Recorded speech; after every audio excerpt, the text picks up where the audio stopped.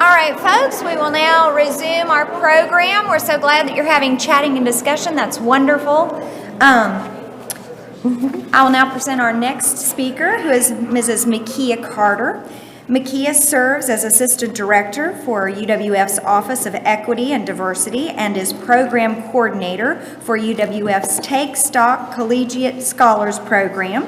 She holds a master's degree from the University of West Florida in College Student Affairs Administration and a bachelor's degree in art with a minor in public relations from the University of Montevallo. Prior to overseeing UWF's diversity initiatives and a first-of-its-kind grant program, Mikia worked in career services as the experiential learning coordinator. Through her current roles, past position, and instructing students in academic foundation courses, Mikia was able to expand her professional expertise and passion for the intricacies the world of higher education presents.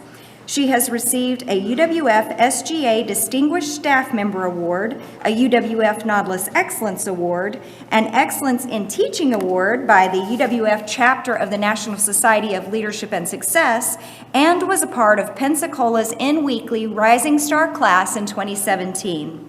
She co-authored The Importance of Connecting in the book Careers in Student Affairs, a holistic guide to professional development in higher education. This stemmed from her desire to make personal and impactful connections to all of those she comes in contact with, including students, community members, and those with whom she differs. She believes in finding the splendor in any connection and leveraging it for good in an ever-changing world. Mikia Carter. Thank you. Wow, who wrote that?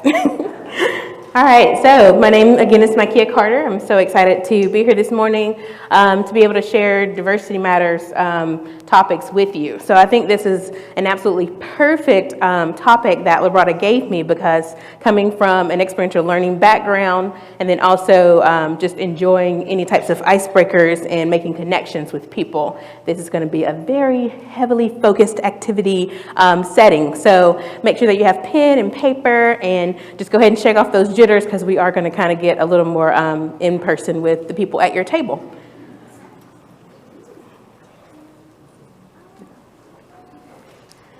All right, so while we're working on this, let's just go ahead and introduce yourselves and say your name and your department that you work at currently around your table.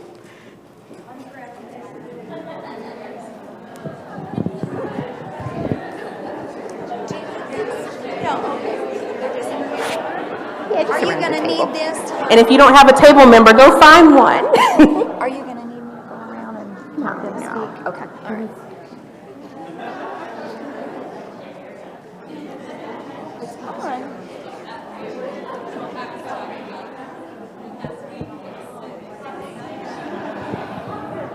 Yay, perfect, thank you. No, you're fine.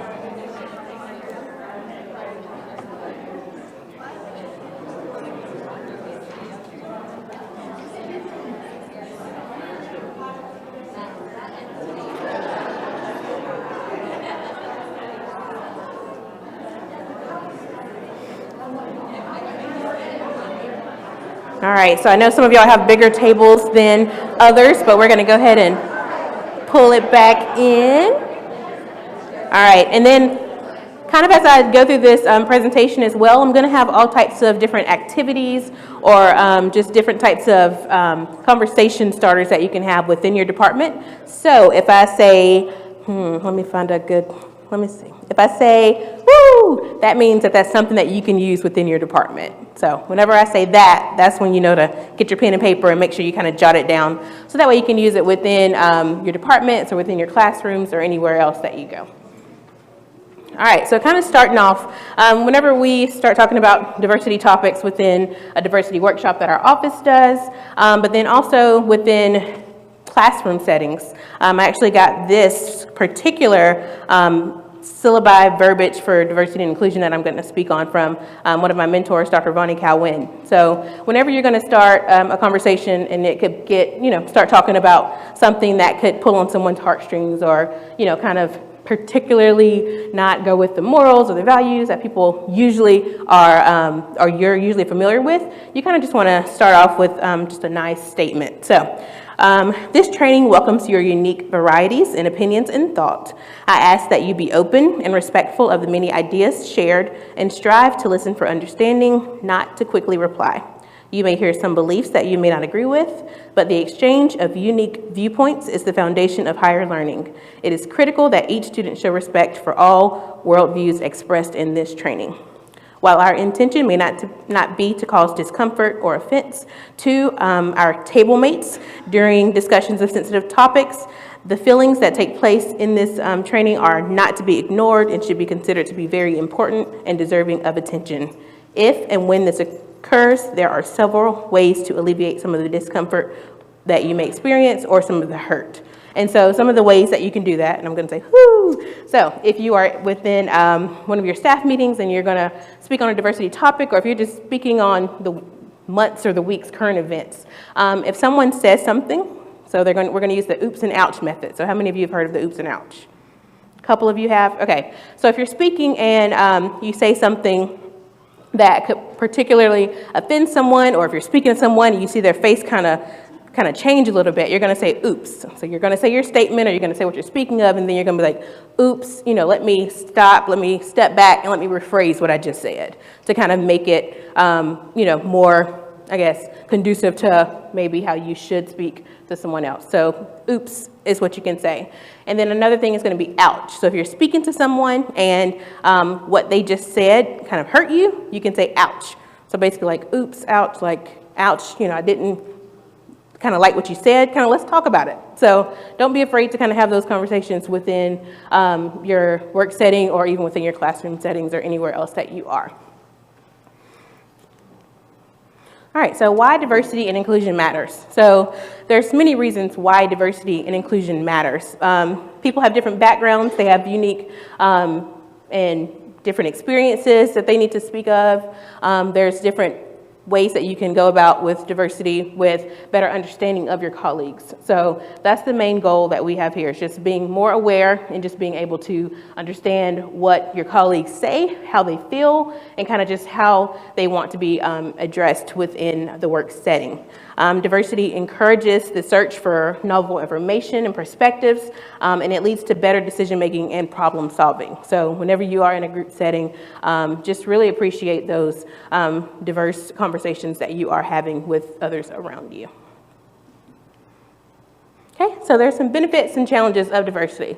So some of the benefits here: inspires creativity and drives innovation, improves institutional culture, and increases customer service. So there's plenty of research that shows just how important diversity is within your teams, within an institution, within any kind of work setting. So it is very important and has many benefits. Some of the challenges that you can experience doing diversity and inclusion work within your departments or within your classrooms could be communication, or resistance to change, or successfully managing the diversity within your particular spot that you're working in. So there's, of course, business leaders that know how embracing diversity varies voice to a team. So it can improve your morale and it can increase the overall productivity. But of course, when you develop and you manage diversity programs, managers might have difficulty understanding the value of each person's unique abilities or voice. And so if you are in a setting where you don't feel that your voice is being heard, then that is a conversation that you could, have with your supervisor. I think kind of just what Dr. McCorkle was speaking of, kind of just being able to kind of manage up and kind of set the expectation with your leader to let them know, like, hey, if we could do this to just make you, feel more included. So don't be afraid to have that voice within your setting to make sure that you're able to manage up and you're able to set those expectations within your team that you might be managing, or even a team that your supervisor may be leading, just to bring in some more variety and ensure that kind of your feelings or kind of what you're wanting to gain out of your experience here at UWF is being brought to the forefront. All right, so UWF expectations. So I'm going to go ahead and read this word for word just so you do understand that our university really strives to make sure that diversity and inclusion at the University of West Florida is the top priority. So at the University of West Florida, we define equal opportunity as non-discrimination on the basis of protected characteristics. We define diversity as the various attributes we each possess based on characteristics from birth, experience we have had, and decisions we have made. We define inclusion as acknowledging and leveraging diversity by creating an environment where students, faculty, and staff feel accepted and valued. We celebrate the unique characteristics of each member of our community, as well as the commonalities we share. As an educational institution, we recognize the considerable benefits emanating from the diverse human mosaic that is our university. It is our vision to be an intellectual and cultural center that engages our students, faculty, staff, and community partners in an ongoing and dynamic process that prepares each of us to be culturally competent in an ever-changing multicultural world. All right, so this is the diversity wheel here. And so what we're gonna do is we're gonna kind of get to know your colleagues, get to know the team that you're working in, and then later on we're gonna kind of get to know yourself a little bit more. And so the center of the wheel here represents the dimensions that are usually most permanent or visible to someone that's speaking to you. And then the outside of the wheel represents dimensions that are acquired or can change over time. So the combinations of all these dimensions influence our values, beliefs, behaviors, experiences, and expectations, and it makes us all unique individuals. So the activity that we're going to do right now is called Just by Looking at Me. So write this one down. All right, so just by looking at me. So my name is Mikia, and I'm from Oxford, Alabama. One thing you cannot tell just by looking at me is I am terrified of cats. So this is important for me to tell you because if we are walking from the Commons to go over to Building 18, or if we're walking over to Building 11, I am not walking under that archway where the cats usually are. So you're gonna have to walk a couple more steps if you go with me. So it's important for me to tell you that. It is also important for me to tell you this because if you are talking about the cats that you have at home, my face may change quickly because I'm gonna have nightmares that night about the cats. So I do have nightmares sometimes about cats, like attacking me, like if you're in the kitchen and you're in that little corner in your kitchen and like they're coming towards me, and I'm gonna have a nightmare tonight, I already know it. And so kind of just within your group, basically you're gonna say, my name is, and I am from, and then kind of just tell people something you can't tell by looking at me. So kind of take about 5 minutes with that, kind of go around your table and just say, something you can't tell by looking at me is, and we're gonna start off with, kind of more funny. So mine was the cat story because I am terrified, but you can start off with something you like, something you love, something you hate, something like that. So kind of just start that, and then we'll kind of go to the next level after this. Sound good? Perfect.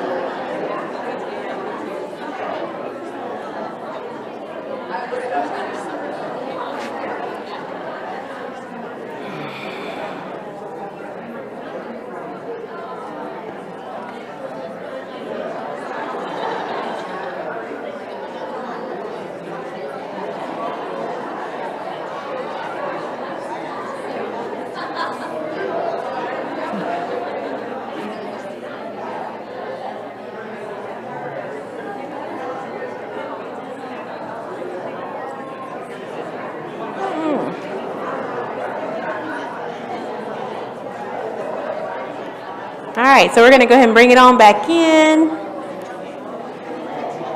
I will tell you, usually if you are speaking, maybe if you're in a staff meeting. So if you're in a staff meeting and you're kind of having this kind of robust discussion, something you can do is say, hey, we're just going to park this subject. So we're going to park this, we're going to bring it back in later on. So it looked like y'all are going to have some great conversations going on there, but we're going to park it and we'll bring it back in just a second. All right, so you kind of got to know your colleagues a little bit. So now you're going to move on and kind of know your team. So what you're going to do now is kind of partner up with one or two people at your table. Some of you only have a table of two, so you can kind of figure that part out for you. And so what you're going to do is going to partner up with one or two and kind of discuss some of your similarities and differences. So I'm going to take it back to the diversity wheel, and you're going to talk about kind of the middle part, and then you can also kind of go out and talk about some of the similarities and differences that you have within this wheel here. So we're going to do about 3 or 4 minutes and kind of get back into discussion mode, kind of find two people at your table and kind of go through this, and then we're going to come back and have a couple of discussion questions for that.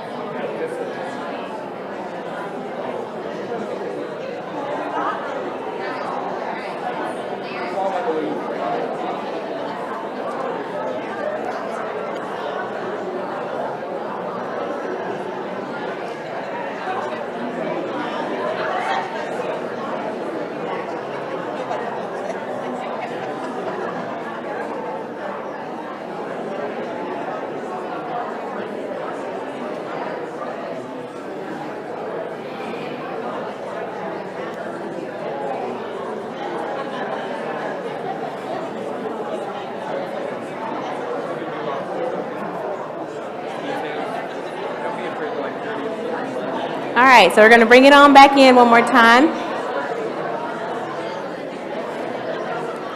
All right, we're going to table that one. We'll move it on and park it. All right, so you've gotten to know your colleagues. You've kind of gotten to know your teams a little better. And so next up, we're going to move into kind of knowing yourself a little better. So for this particular activity here, you're going to need pen and paper. So you maybe can use the agenda that you have, or there's a note card on your tables actually, so that's perfect. And so you'll need that. All right, so what you're going to do is you're going to, you don't have to draw the whole graphic if you don't want to, but you're going to make 5 different columns here. And what you're going to do is you're going to put in this first column here, I have a pointer. All right, so you're going to put here 5 people that you interact with the most outside of your immediate family. So no immediate family. And so you're going to put 5 names here. So you'll write the 5 names. And then what you're going to do is you're going to continue on and you're going to put the race and ethnicity of person, the age group, the gender, then the education level. So you're going to go through, think of those 5 people and kind of dig in a little deeper and kind of figure out, kind of put them in their different categories. So the race, ethnicity, age, gender, and education level. So I'll give you a couple minutes to kind of jot through that.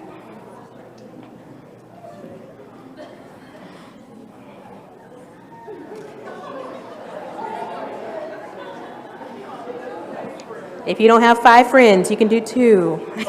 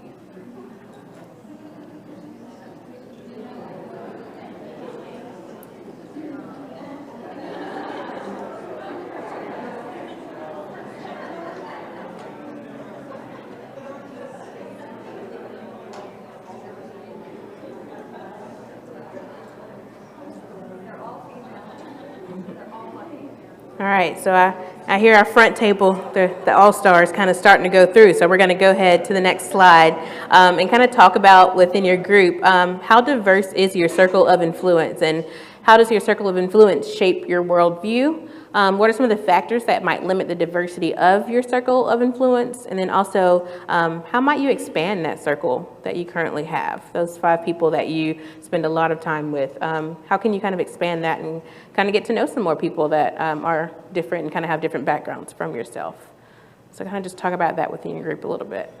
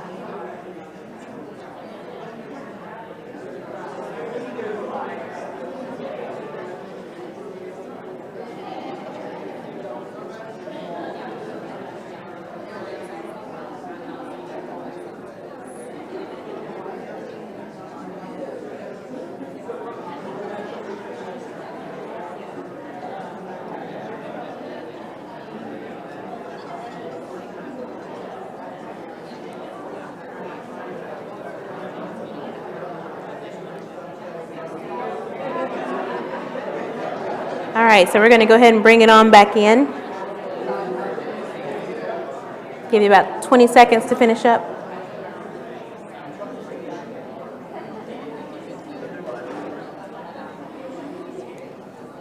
All right, and so I'm going to read this right quick, and then I'm going to ask maybe about 3 of you to kind of share how can you expand your circle, and kind of just, if you just want to give a consensus of what your table said, or even just kind of how you feel you can expand your circle for yourself.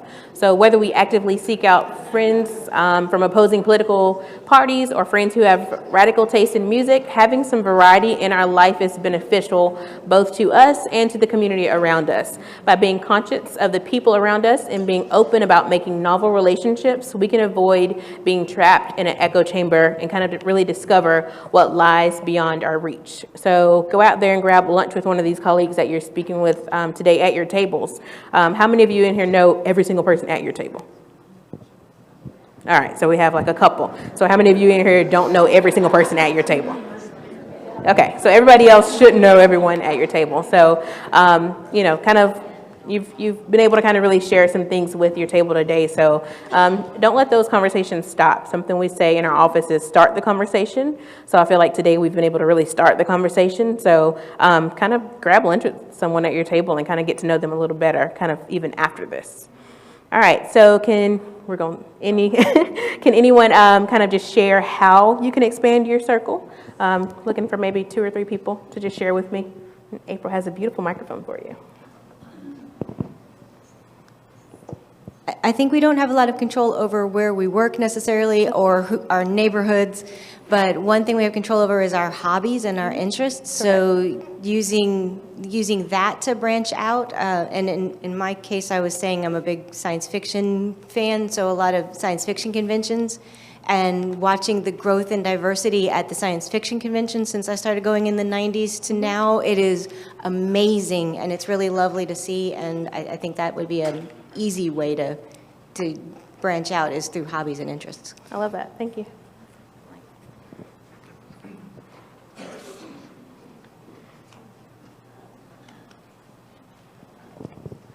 I actually think working here at the university gives tremendous opportunity. As both a student and as an employee, we have a diverse group of faculty and staff.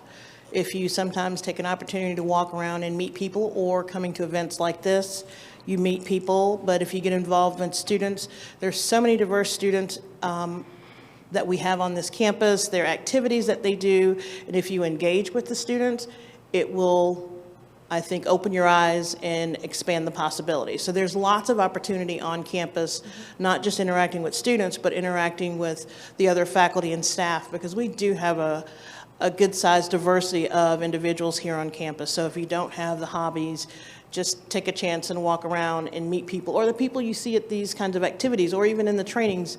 There have been a lot of different people that I've met. Awesome. Yeah, definitely working in a university setting, we're able to kind of gather all the lovely information and kind of learn from others here. I don't know, probably most of you remember Alicia Ross. I talked to that woman on the phone for 4 years and never met her. And finally, there was a chance that I got to actually see who she was. But because I was where I was and she was where she was, we just never had that opportunity. So I think that if you have the chance to get up from your desk and go talk to the person face to face instead of always being on the phone. I know you don't always have that chance, but if you can do it, take it.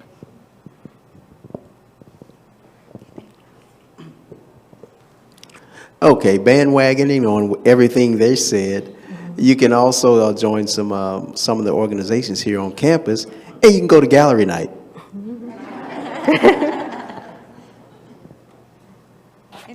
Anyone else? All right, so all those were absolutely amazing. Do we have one more? No? All right, sounds good. So, of course, diversity in friendship can cause growth. Often we're able to just meet people that we are able to learn from. You can have those meaningful conversations very quickly. Diversity in friendship also encourages empathy. So getting to know and care for a person who has life experiences that are different from your own invites and encourages empathy in all interactions. All right, so just to kind of wrap it up a little bit with diversity in the workplace and kind of just getting to know the people that you work with, as well as knowing people in the community and knowing people here at the university outside of your office. How you can do that, kind of just make sure that you're able to foster open and candid conversations with your colleagues. Something you could do here is maybe at the beginning of each department staff meeting once a month, you say like, hey, let's do a diversity icebreaker. Contact me, I have plenty for you. I can do hoo-doos all day to kind of find you some different icebreakers that you can use within one of your department meetings. Kind of balance the time you spend supporting others. So if you have a staff of 5 and you kind of have the same religious views as one, or you have the, y'all are the same age. So it's kind of like sometimes you do navigate and you kind of go towards people that you are more like. But when you are supervising and leading people, just make sure that you are kind of showing your whole team kind of the same respect and making sure that you are kind of spreading the love throughout your whole team. Next up, educate yourself about the different bias that you might have towards just anything. Like you grow up with these different biases and you just need to make sure that you are able to sometimes check them to make sure that you're not offending anyone. Just make sure that you are being able to use those in a respectful and a positive way. When unsure, ask. I think this is the biggest thing that a lot of people deal with. They don't want to offend anyone.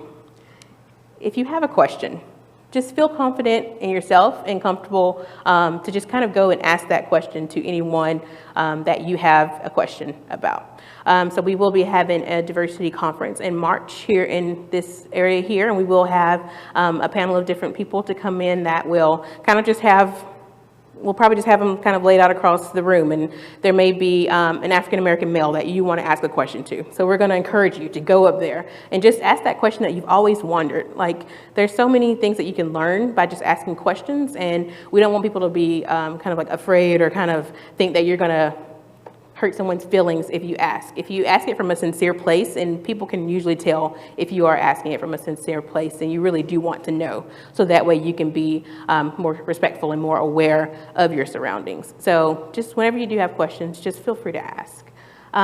Just make sure that you have diversity within your social and your professional network. So yes, go out. If you want to join the sci-fi organization, make sure that you do that. Kind of think of some other things that you might want to get involved with and kind of just put some diversity within the things that you do out in the community and even here on campus, because we do have such a wide array of things that you can do here.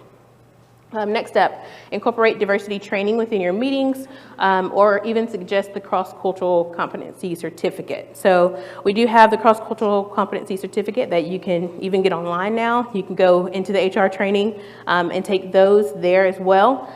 So maybe a goal that you have within your office is everybody in the office needs to have this certification completed before the end of the year.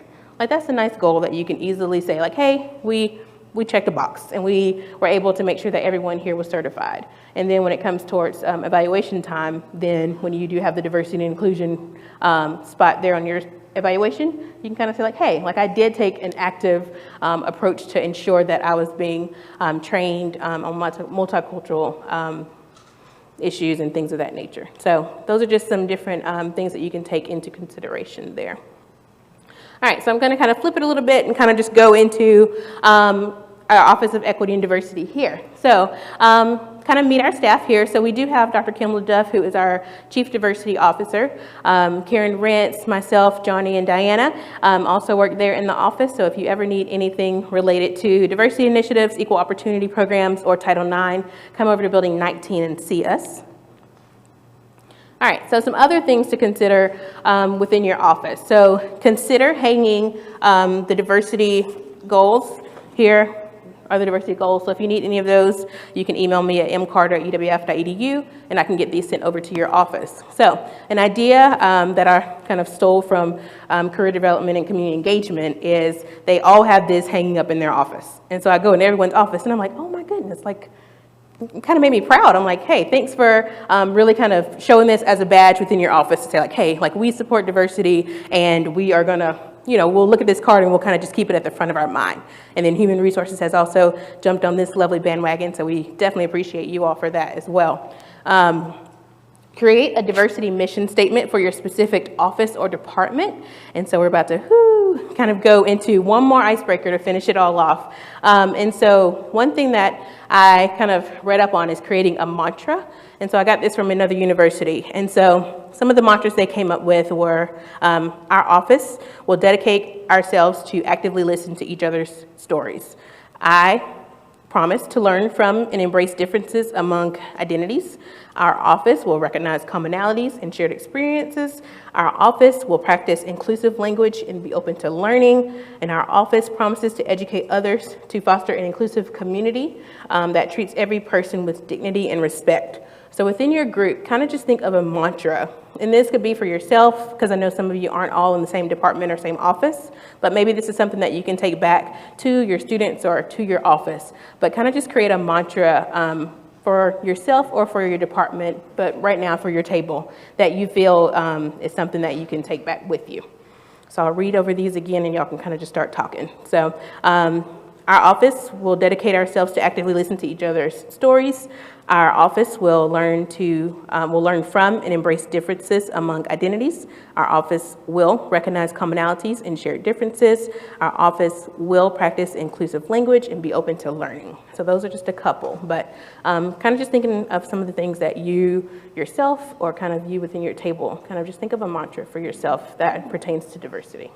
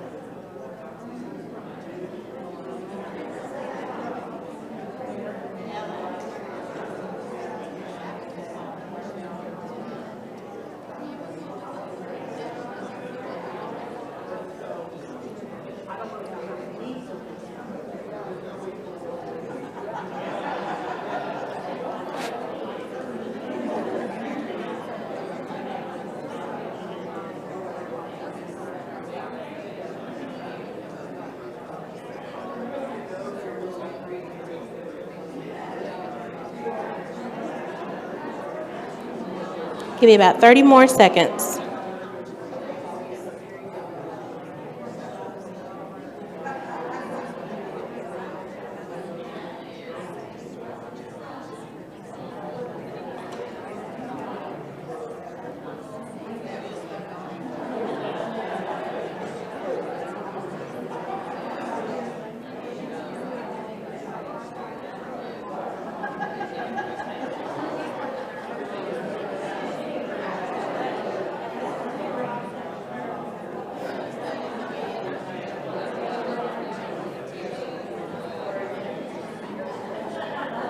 All right, so we would love to hear some of these mantras. So can I have about 3 people share your table's mantra with me?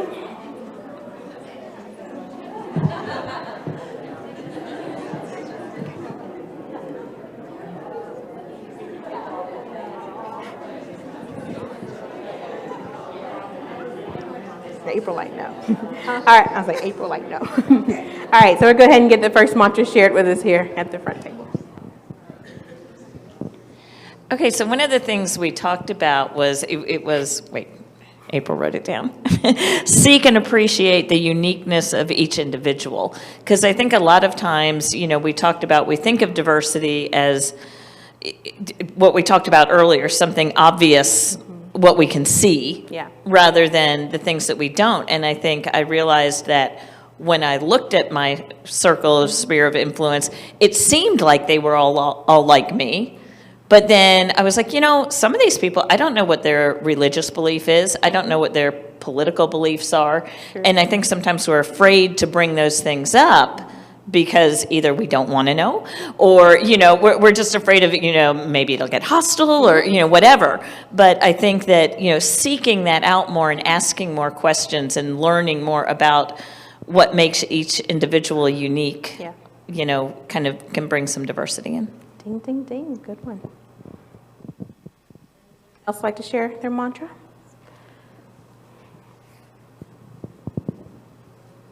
Okay. So our mantra, our office will embrace the qualities and differences of our students and staff and utilize that to enhance the academic success of all those we engage. Wow. We're just going to frame that one. We're going to all keep that one. Bravo. All right, who else? Somebody else is going to go after that, please. They're like, no. No worries. Keep working on those mantras. Hang it in your office if you want to. I do have a graphic design background. Send it to me and I'll make it all pretty for you. Just let me. All right, so also just some other things to consider. Ask your coworkers to share some of their customs and practices that are associated with their cultures. The perfect time to do that is coming up on the holiday season. Like, you don't know if everyone does celebrate Christmas or Hanukkah or Kwanzaa or what they celebrate. So I think it's a perfect time right now to kind of have those conversations within your department and kind of really see how everyone celebrates their holiday season and kind of what are some things that you could do within the office during November and December while we're still all here to kind of just share your culture with the people within your office. All right. Going on. So we do provide a lot of education. So we do ask that everyone takes the intersections preventing harassment and sexual violence, and that's required every 2 years. But then we also talked about the cross-cultural competency certificate that we have. We do offer about 5 to 6 courses here in the HR reservation training room. We do offer those every semester, but then we also do have an online component that you can now take. We are currently rolling this student version out to students, and so we're currently seeing the ambassadors, the peer educators, and SGA freshman committee. So we're currently going to their department meetings and doing some training with them, and then they will also be cross-culturally certified. So we will be rolling that out to the whole student body on next year. So if you do supervise any students and you're thinking about trying to get them a certificate as well, let us know. We can come in and do some training for that. We also do offer diversity workshops, and so with those, we can come in and do an awareness, acceptance, respect component, which is kind of really all of this that's been in the green, kind of just tell you what our office offers. And then we do an inclusive leadership, recognizing harmful microaggressions, LGBTQIA plus training, as well as culture clash. And so we can come in and do a 30-minute, 45-minute, 60-minute training within your office. So you can contact our office to sign up for one of those today. All right, so some other things that we do have some different awareness items. So we do offer resource materials. So we do have like our LGBTQA plus resource guide. We do also offer more of a simplified gingerbread style postcard that we have. So if you want any of those within your office, let us know there. Then we also have the diversity goals postcard that I showed you a little earlier. Another big thing we do is a travel grant. So for any faculty and staff that find a diversity or a multicultural conference that they would like to go to, we can allocate some funds towards that. So if you just get on our website, www.uwf.edu/diversity, you will find the grant option there. And so that is some free money that we can kind of help you go out and have the ability to bring back some information that you learn with that at that conference. We do usually ask that you do like a 20-minute presentation afterwards, but we are going to also kind of open up the ability for people to come in and maybe write a newsletter article within our newsletter, just in case you don't want to present in front of anyone. So whatever works for you to bring back that information to the rest of the campus community, let us know. We'll work with you, and we'll still allow you to apply for that grant. All right, so just some of the different Office of Equity and Diversity events that we offer. Campus conversations. How many of you in here have been able to come to one of our campus conversations before? Perfect. We appreciate you for coming. So basically, we do this right on this floor down the hall in UC 255. And so the conversations are usually held on the first Wednesday of October, November, December, February, March, and April. And so begins at 12 o'clock, ends at 1 o'clock. We do have lunch there for you. And it really just allows you to come in and kind of start the conversation. The topics vary each month. So just kind of look into our OED newsletter for that. And if you need to get on that mailing list for our newsletter to keep up with the topics, you can just email us at respect@uwf.edu. Next up, one of the big signature events that we host is the Global Block Party. So in April is Celebrate Diversity Month. And so for Celebrate Diversity Month, what we do is we go out on the Cannon Greens, and we're going to have a big festival from 11 to 1 on April 10th. So on April 10th, feel free to come over, and we're going to have students and faculty and staff out there just being able to kind of share their culture and kind of just start the conversation, kind of how we have done here. So we really want that to be a huge event. So feel free to come out there. There will be food, so that's always a win. Next up, what I talked about a little bit while ago is Kaleidoscope. So sharing multiple perspectives. That's going to be Thursday, March 28th here in the conference center. And so we're going to have a conference here, and what we're going to do is have some different small group discussions. So kind of what you were able to do here, we'll kind of just kind of dig in a little deeper, and we'll have some different presenters talking about a wide array of different topics. Lastly, Equity and Diversity Inclusion Awards. So we do have an awards banquet that we do in every April to kind of finish off Celebrate Diversity Month. And for that award ceremony, we will be giving out the different awards to the people who've completed the cross-cultural competency certificate, as well as kind of just honoring some pillars within our university campus that have been Friends of Diversity and who have done a lot to kind of push forward the needle when it comes to diversity here at the university. All right, so just a couple of action steps to leave you with there. And so I know I only have 1 minute left, so if anyone has any last minute suggestions, I do have a question, so I'm big on assessment. So the topic was, let's learn from one another. So did everyone learn something that they didn't know about someone at their table? And if you did, raise your hand. Yes, we won. All right, so if anyone has any last minute questions or points to make, I can take those now. All right, so we're located in Building 19. If you need me, call me at 2108, or you can email me at mcarter@uwf.edu. Enjoy the rest of your day.